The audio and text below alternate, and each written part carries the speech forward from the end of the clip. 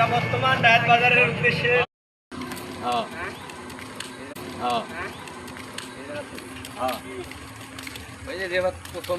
আসসালামু আলাইকুম। হাই বন্ধুরা, আপনারা কেমন আছেন? আশা করি সবাই ভালো আছেন। এই দেখেন আমার ভাই বেড়াদার বন্ধু বান্ধব সবাই। আমরা কোন জায়গায় আইছি? রায়াত বাজার।